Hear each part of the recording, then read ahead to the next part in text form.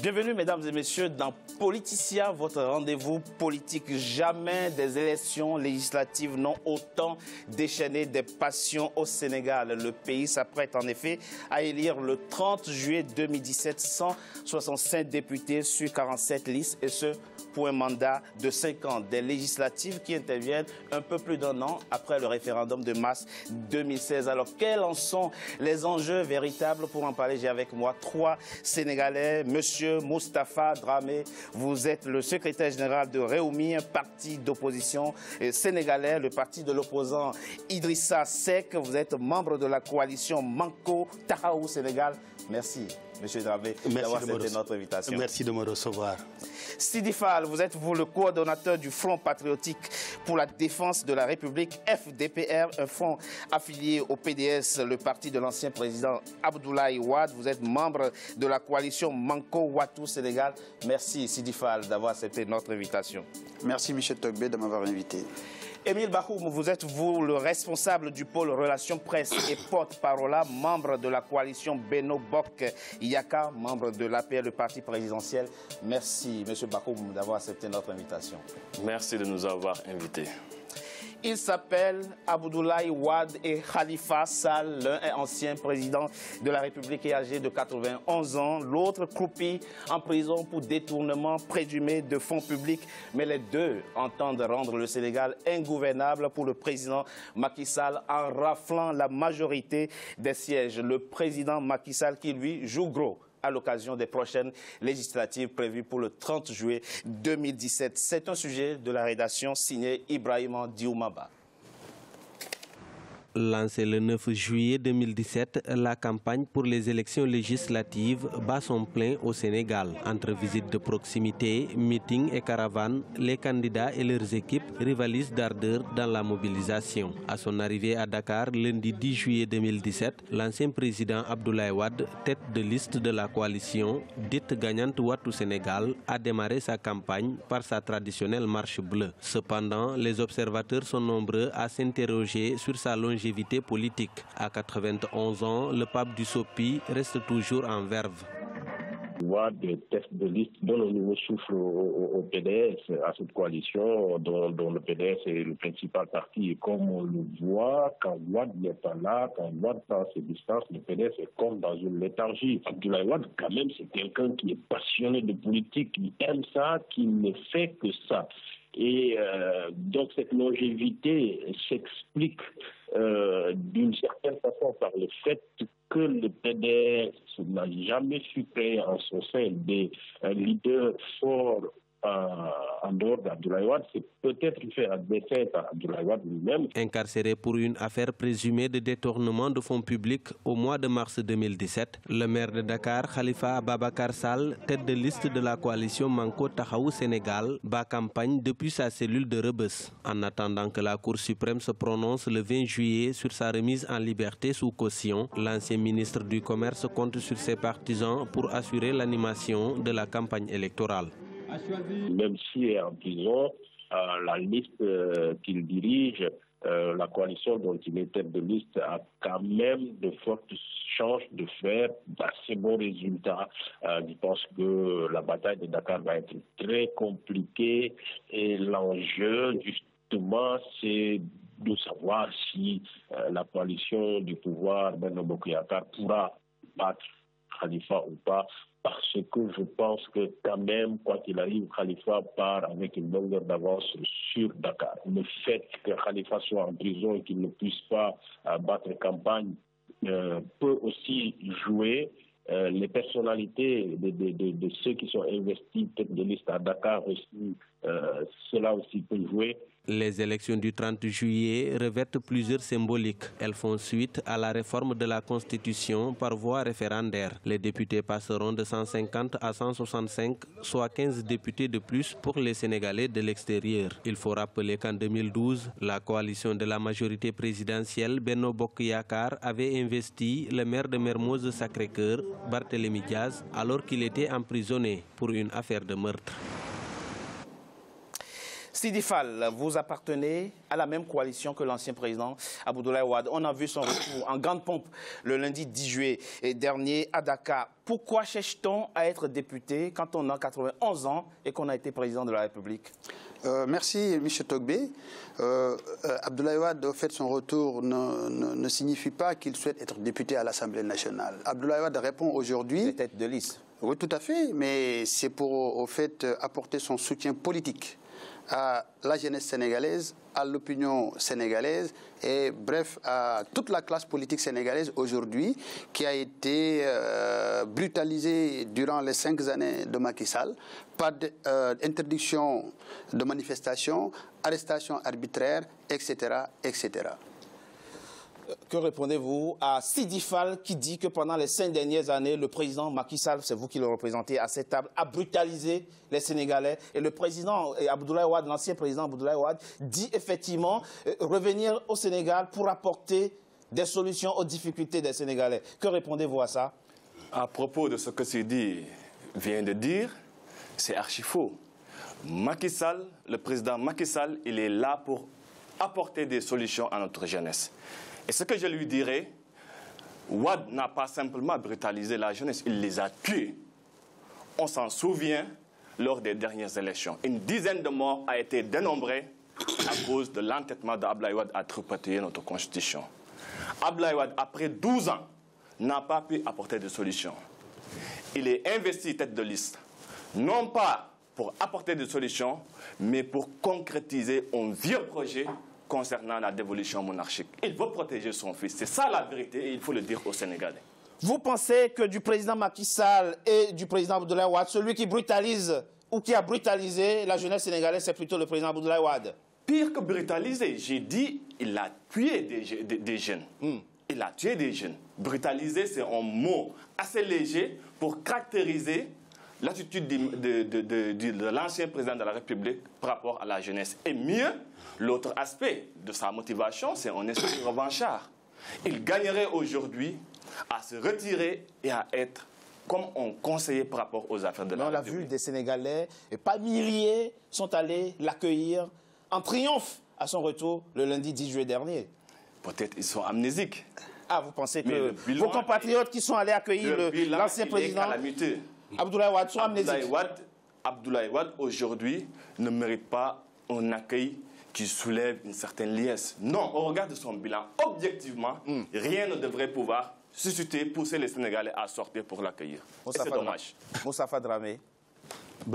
Écoute, on commence déjà l'émission par une sorte de bilan qui a brutalisé la jeunesse sénégalaise et qui ne l'a pas fait. Comment vous situez-vous par rapport aux deux positions exprimées ici?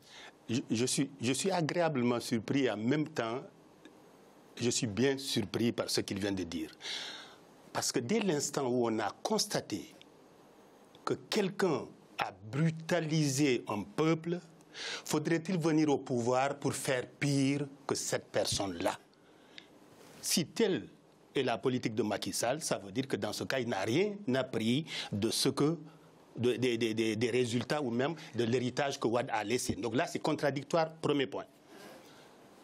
Deuxième point, le retour de Wade au Sénégal, moi, ne me gêne pas. Pourquoi? Parce que c'est un citoyen comme tous les citoyens. Il a le droit d'être là, il a le droit de défendre ses idées pour peu qu'on soit dans un pays démocratique. Et je pense qu'on devrait l'être, sauf si Macky nous le fait à l'envers.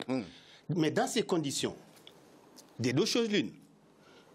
Ou bien il entre dans la scène politique, sur le champ du paysage politique, en acceptant les conditions de la démocratie et de la démocratie, donc en subissant par-delà même les conséquences, auquel cas, pas de souci.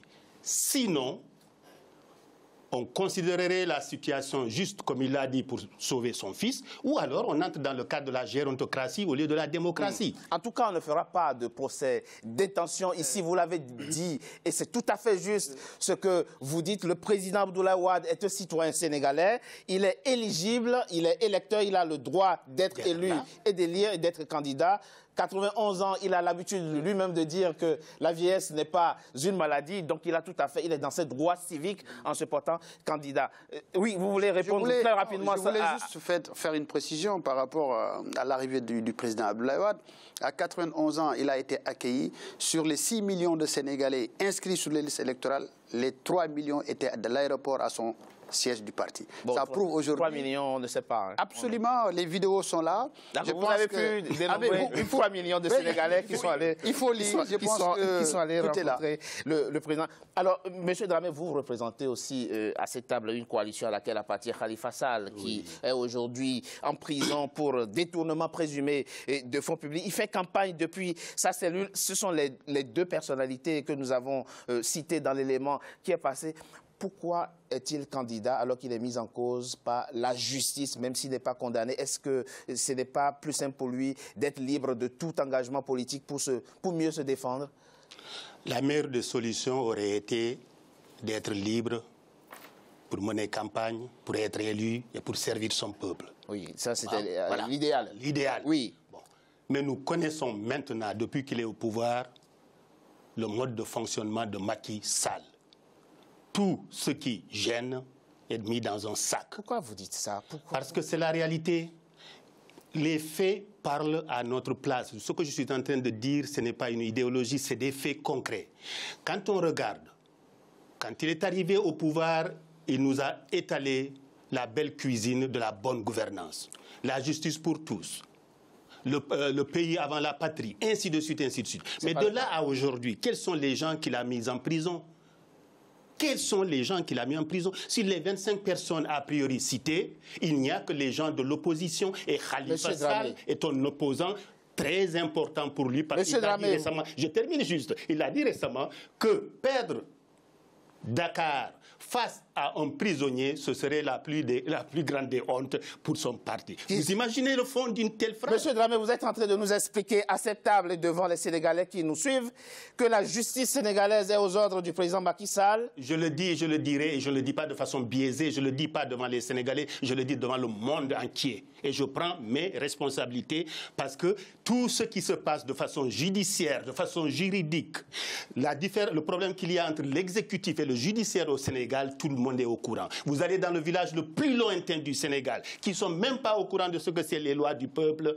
Ils savent très bien comment fonctionne Macky Sall. Donc là, Richard, je prends mes responsabilités. Oui, il est en train de détruire notre système. Pour revenir au cas de votre camarade Khalifa Sall, il n'a rien à se reprocher. Il a toujours bien géré les fonds mis à sa disposition à la mairie de Dakar. Le parfait appartient à Dieu, Dieu seul est parfait. Mais ce qu'on lui reproche, évidemment que c'est n'importe quoi. 50 milliards il a géré dans ces 5 dernières années. On vient lui reprocher qu'il a... Nous n'avons pas les éléments techniques du dossier, oui. Ben voilà, on vient lui reprocher qu'il a détourné 1,5 milliard en donnant aux gens d'ici. Et ils n'ont produit jusque-là aucune preuve. Aucune preuve!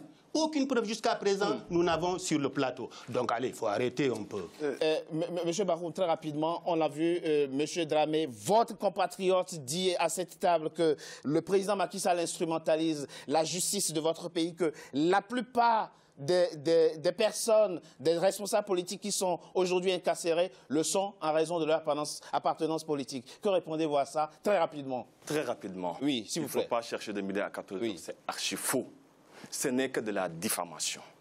Et avant de poursuivre dans cette diffamation, je voulais leur dire que personne ne refuse à Abdoulaye Wade ses droits, encore moins son retour. Non pas la mère de Khalifa Sall. Mais revenons sur Khalifa maintenant. Très rapidement. On ne va pas refaire l'affaire. Hein. C'est extrêmement judicieux de faire la part des choses, la séparation des pouvoirs. C'est indépendant. Il faut laisser la justice faire son travail, c'est la moindre des choses. Pour des hommes qui respectent nos institutions, je crois qu'on doit prendre un peu plus de hauteur et se poser les bonnes questions. Est-ce qu'on peut prendre un citoyen lambda, fût-il un Khalifa Sall, et l'amener en prison sans pour autant avoir quelque chose à lui demander? Khalifa Sall, ce que je souhaite pour lui, c'est qu'il soit à mesure d'apporter les preuves irréfutables de son innocence. Une fois que cela sera fait, ben, il sera libre. Sidifa, très rapidement. Vous savez, M. Dramé, tout à l'heure, en parlant, a évoqué la question de la gouvernance. Tout à fait. Et il n'a pas manqué au passage de dire que l'essentiel des responsables politiques incarcérés sont de l'opposition. Est-ce que vous avez... Non, moi, je n'ai pas fini de poser la question.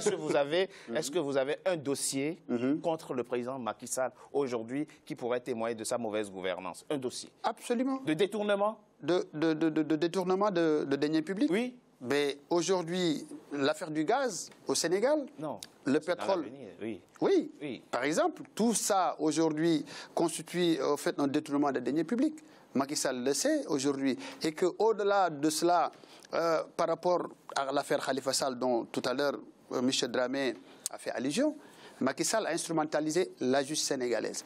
C'est lui-même qui a fait arrêter, n'oublions pas, Omar Sarr, qui fut un député à l'Assemblée nationale, qui est en exercice et protégé par son immunité parlementaire. Donc ça prouve aujourd'hui que si le maire est emprisonné aujourd'hui au Sénégal, le maire qui n'est pas n'importe quel maire, c'est le maire de Dakar qui est emprisonné. Mais il est un citoyen justiciable comme tous les autres justiciables sénégalais. Mais oui, on est d'accord. Il n'y a pas de citoyen de première classe, deuxième classe. Absolument, on est d'accord, mais je pense qu'il faudrait laisser la justice faire son travail dans une république où il y a ce qu'on appelle séparation. Deux petites choses très rapidement, avant de revenir à monsieur Khalifa. Khalifa Sall, d'aucuns disent que le président Abdoulaye Wade devrait prendre sa retraite politique et laisser le jeu politique et aller se reposer, qui n'a aujourd'hui plus aucun poids politique à Dakar, au Sénégal en l'occurrence. Qu'est-ce que vous répondez à ça? Mais pas du tout. Non? Vous pensez qu'il a encore aujourd'hui des leviers politiques sur lesquels agir? Absolument. Absolument. Et aujourd'hui, Abdoulaye Wade est en train encore de démontrer aujourd'hui qu'il est capable aujourd'hui de renverser le pouvoir de Macky Sall à travers des urnes, de manière démocratique, libre et transparente. Et aujourd'hui, il appartient à Macky Sall d'organiser des élections libres et démocratiques. Et aujourd'hui, les conditions aujourd'hui ne sont pas réunies pour qu'il y ait même une élection libre, démocratique et transparente. Parce que sur les 6 millions de Sénégalais inscrits, il y a 4 millions au moment où je vous parle qui n'ont pas encore reçu leur carte nationale d'identité pour participer à l'élection. Donc il y a pas mal de choses aujourd'hui qui nuisent aujourd'hui l'électorat sénégalais pour la transparence et la clarté. On le verra donc le 30 juillet dernier très rapidement. Moi, je vais juste poser une question à Bahoum. Très sincèrement et honnêtement, on oublie les partis politiques. On oublie son appartenance politique. Quel est le chef d'État, si on peut l'appeler comme ça, qui a dit « j'ai beaucoup de dossiers sous les coudes et qui attendent ». Qui l'a dit ça? C'est Macky Sall qui l'a dit. Quand un président dit ça, on voit très bien où on veut aller. Première chose. Donc quand on dit ça, c'est qu'on est injuste. Deuxièmement, l'OFNAC, vous avez entendu parler? Tout à fait. Qu'est-ce qu'il en a fait? Boum. Les rapports de l'IGE, qu'est-ce qu'on a fait? Quand ça ne l'arrange pas, boum. Et on continue, et on continue, et on continue. Khalifa Sall a été arrêté politiquement, il est traité politiquement, il risque d'être traité judiciairement et contre Khalifa Sall, mais pour Macky Sall. C'est ça la vérité. Vous pensez La vérité, c'est ceci, c'est que le poisson pourrit toujours de la tête, nous dit Jamel. À partir du moment où, au niveau du chef de l'État, ces discrétions existent, comment voulez-vous que dans son propre parti, et ensuite dans Benno Bokk Yakaar, les choses ne tournent pas rond? Connaissez-vous des gens proches du président Macky Sall qui sont impliqués dans des affaires de corruption, de détournement et autres malversations et qui sont libres de leur mouvement? Je ne vais vraiment pas dire les noms pour ne pas qu'on me traite, qu'on parle de diffamation. Non, mais on est entre nous, allez-y. Je vais vous dire la vérité, la liste est longue. Et même au niveau de l'armée, même au niveau de l'État central, tout le monde est au courant de ce qui se passe. Et lui-même, d'ailleurs, il a tellement de choses à se reprocher parce qu'avant d'être président... Non, mais là, j'ai demandé à votre compatriote tout à l'heure un seul dossier contre Macky Sall. Il va parler du pétrole. Encore que là, c'est vraiment ambigu, le cas du pétrole. Mais vous n'exploitez pas encore votre pétrole. Mais pas du tout. C'est son frère. Oui, mais... C'est son frère qu'on a vu aujourd'hui attribuer 10% des ressources aujourd'hui du pétrole, qui n'a même pas encore été exploité au Sénégal. Oui, et là, vous voyez déjà le cas de corruption. Il y a ce qu'on appelle un conflit d'intérêts. Macky Sall, président de la République, son frère dans les affaires du pétrole. Alors, donc ça pose problème. Pensez-vous effectivement qu'à l'opposé de ce que dit M. Dramé, qu'il n'y a personne dans l'entourage du chef de l'État sénégalais qui soit impliqué dans quelque affaire de malversation et de détournement que ce soit? Je ne ferai pas dans la démagogie. Oui. Ce que je Tout le monde est clean autour du président. C'est pas ce que je dis. Ah, mais répondez alors clairement. Je réponds clairement. Oui. C'est qu'aussi, il faut que je puisse répondre à la hauteur de mes informations. Tout à fait. Ce que M. Dramé est en train de faire, tout le monde peut le faire. sortir des accusations dont on n'a aucune preuve, tout le monde est capable de faire un listing. Je peux le faire pour son comment il s'appelle, pour son responsable politique, Idrissa Seck. On peut le dire. L'autre aspect, ce qu'il faut dire à l'heure actuelle, c'est pourquoi aujourd'hui, son leader, Idrissa Seck, est derrière le candidat incarcéré, Khalifa Sall. Il faut aussi qu'on dise la vérité au Sénégal. Il a un plan. Aujourd'hui, sachant que jusqu'à aujourd'hui, Khalifa n'est pas à mesure de nous parler du comment et du pourquoi des factures fictives, son plan aujourd'hui, c'est d'être derrière Khalifa, espérant naturellement qu'il sera condamné. Et en 2019, il pourra demander aux partisans de Khalifa de se rendre derrière lui. Vous êtes en train de nous décrire non, je suis en train de un schéma politique qui est extrêmement grave. Un schéma romanesque, je dois avouer, mais qui traduit d'une certaine manière, excusez-moi messieurs, que les enjeux de ces législatives sont nombreux, mais on en parle dans la deuxième partie de notre émission, après une courte pause. À tout de suite.